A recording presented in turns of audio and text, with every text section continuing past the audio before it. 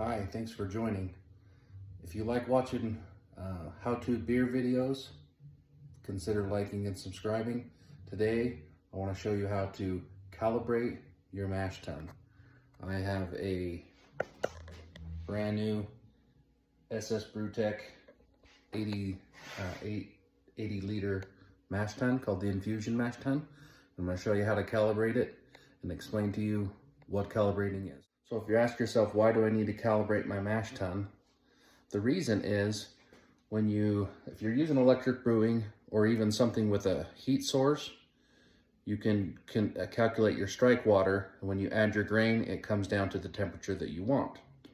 When you're doing a mash tun, you need to put hot water from your heat source into the mash tun and then mash in your grain.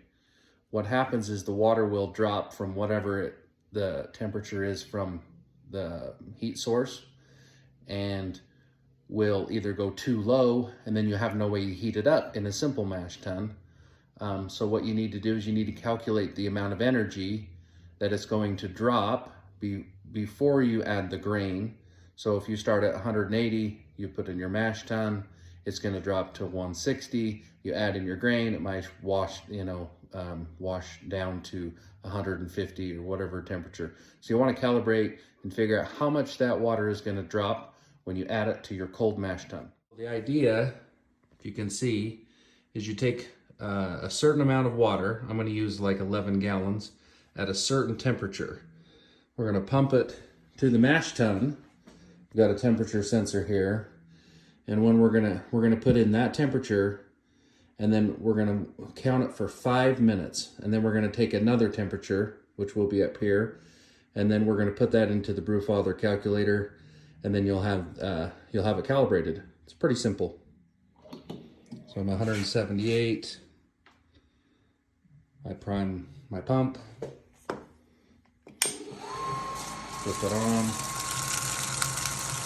I'm gonna fill it up and then take a calculation with my temperature probe right there. Something I want to point out, that the actual temperature doesn't really matter what you're testing at. What you're trying to do is just see how much temperature is lost.